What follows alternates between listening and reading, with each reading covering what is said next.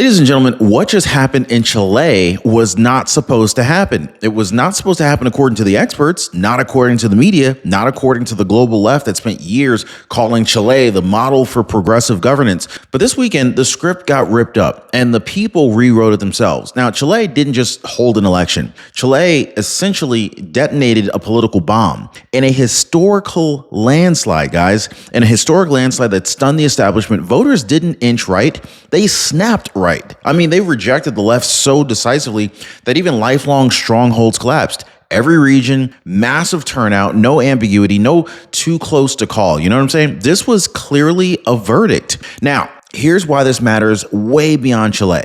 This didn't happen in isolation. This happened while Donald J. Trump is back in the White House. This happened as voters across the Western Hemisphere are watching crime spiral, borders dissolve, and elites lecture instead of protect. And now, country by country, the same message is being sent. Enough. Chile was supposed to be immune. It wasn't. I mean, like what you're about to see today, this is not an election recap. No, this is the story of why this country flipped. What broke first, how fast the dominoes are now falling across Latin America. Because once you understand what really drove this landslide, you're going to realize something uncomfortable for the left. This ain't over. This is spreading. Hit the like button and subscribe, folks. I want to start with the part that they're still trying to minimize the scale of this thing, okay? This was not a squeaker. This was not a protest vote. This was not polarization. This was a system-level rejection. Jose Antonio Cast didn't just win. He blew the doors off that sucker. Nearly 20 points, every single region, urban centers, rural areas, formal left-wing fortresses that were supposed to be untouchable, gone. Turnout exploded. Millions showed up who normally would sit out on elections. And when that happens, you know something fundamental has snapped. This wasn't ideological drift. This was a verdict. And notice how the legacy media reacted. Soft language, muted headlines, unexpected, surprising, anything but the truth, because this wasn't supposed to happen. The polls said one thing, the experts said another. The people said something else entirely. Now, Chile didn't lean right. Chile rejected the system that ignored them. And this is what makes this so dangerous for the global left. Chile wasn't just another country. Chile was the proof of concept, the example that they pointed to, stable democracy, post-Pinot redemption arc, progressive reforms wrapped in moral authority. If socialism could work responsibly anywhere, it was supposed to work here. Now, this is exactly why this landslide set off alarms far beyond Santiago. Because when this country flips, not gradually, but violently, it really tells every voter that's watching something powerful has happened. The model failed. The promises didn't hold. The safeguards didn't protect. Now, for years, elites said Chile proved you could have open borders, leniency on crime, and progressive governance without consequences. Chile just disproved that in one night. Now, this wasn't a rejection of one party. This was a rejection of the story itself. And this is exactly where everything unraveled. Now, for years, Chileans were told crime statistics were being misinterpreted, that fear was exaggerated, that enforcement was the problem, not the criminals. Meanwhile, reality was getting darker by the month. Kidnapping surged, murder spiked, organized crime moved in where the state park pulled back. Parents stopped letting their kids walk to school. Small businesses started closing earlier or not even opening at all. And when people begged for help, they got lectures, root causes, academic theories, sympathy for criminals before victims. Does any of this sound familiar? Does anybody thinking about New York City or Los Angeles, San Francisco? How about Chicago? Yeah, exactly. Because when a governor cannot protect your family, your home, or your livelihood, ideology stops mattering. Safety becomes non-negotiable. And in Chile, millions of voters decided that they would rather be called right-wing than live in fear one more day. Crime didn't just rise, it exposed who was willing to act and who wasn't. And that feeling of being abandoned by the people who were supposed to protect you, it's not limited to crime or borders. A woman told me she was standing at the pharmacy counter, frozen. She had to choose between refilling her medication or buying groceries. Not because she did anything wrong, because her Medicare plan quietly changed tiers. There was no letter, there was no warning, no explanation. This is the kind of moment that breaks trust. This is exactly why I partner with Chapter. Chapter helps you see what your Medicare plan actually covers before prices jump, before doctors disappear from your network, before you're forced into these impossible choices. They break it all down for you clearly in plain English so nothing sneaks up on you. Now, most people watching this show right now are already dialing the phone number at the bottom of your screen right there, or they're visiting askchapter.org/Ron.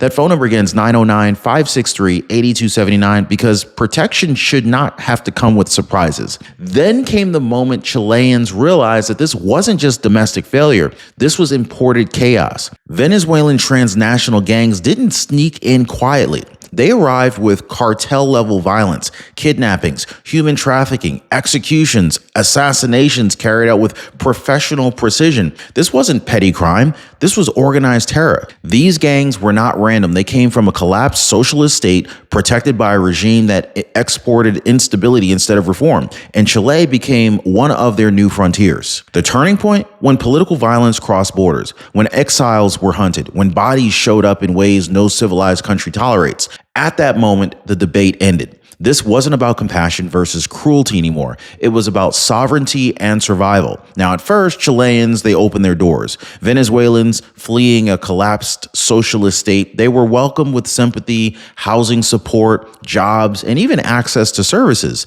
Now, that compassion was real, but what no one prepared the public for was the scale and what happens when systems are overwhelmed all at once. We're already seeing this here in the United States. Housing tightened, wages dropped, emergency rooms flooded, schools struggled, police were stretched thin. And as criminal networks embedded themselves inside these migrant flows, the line between humanitarian crisis and public safety emergency disappeared. What changed public opinion wasn't ideology, it was experience. People watched their neighborhoods change. They watched crimes go unpunished. They watched politicians insist everything was under control while daily life was saying otherwise. Compassion didn't vanish, it collided with reality. And once voters realized that no one at the top was willing to draw limits, well, they went looking for someone who would. And this is where Jose Antonio Cast separated himself from everyone else. He didn't speak in abstractions. He didn't hide behind committees or studies. He spoke in deadlines, in consequences, in enforcement,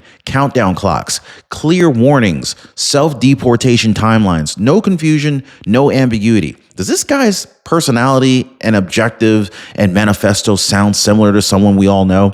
Well, voters didn't have to guess what he meant. Contrast that with the left, slogans about diversity, technocratic language, endless explanations for why action was complicated. People weren't confused, they were done. Cast didn't promise perfection, he promised control, and that mattered because when voters feel ignored for years, clarity feels like leadership, enforcement feels like respect, and decisiveness feels like safety.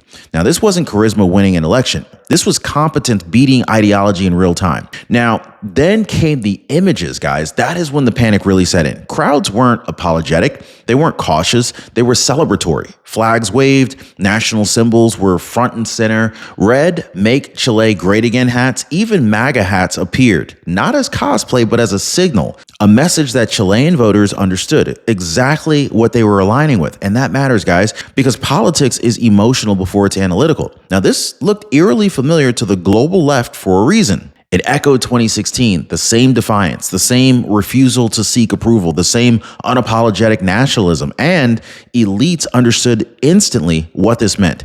The stigma was gone. And so once voters stopped being embarrassed, the dam breaks. Chile didn't just vote right.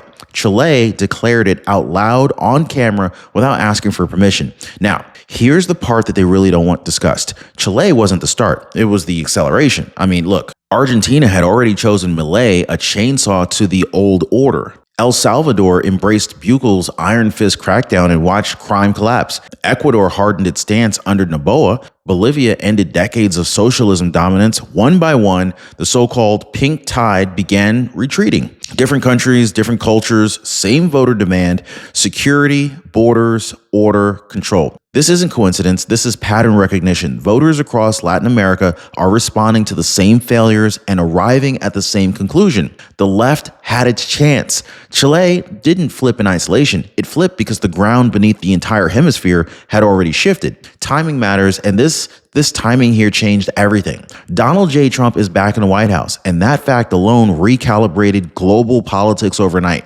Policies that were once treated as taboo, border enforcement, mass deportations, zero tolerance crime strategies, unapologetic nationalism, they're no longer fringe. They're validated. They're governing principles again. Now, for leaders across Latin America, that matters. It removes the stigma, it removes the fear of isolation, and it sends a very clear signal. You won't be punished for choosing order over chaos. Now, Chile's election didn't happen in a vacuum. Voters watched Trump return to a law and order mandate. They watched the U.S. reassert borders and sovereignty, and they recognized something rather familiar. If America can say enough, well, so can we. Trump didn't tell Chile how to vote. He proved that they were allowed to. This is what's forming right now. What is forming right now is not a conspiracy. It's alignment. Leaders like Cast, Milei, Bukele, and even Noboa aren't coordinating in secret rooms. They're responding to the same voters, the same pressures, the same breaking points, and naturally,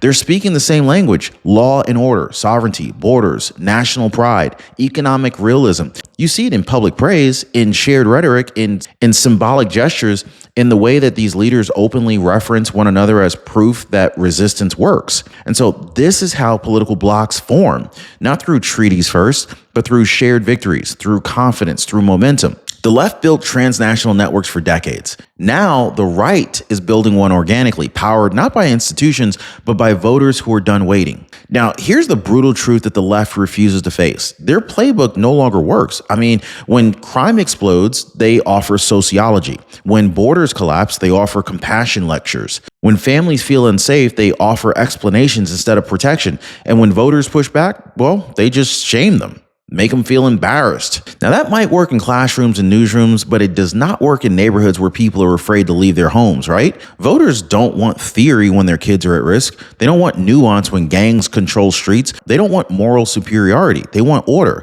This is why the left's messaging collapsed so quickly in Chile.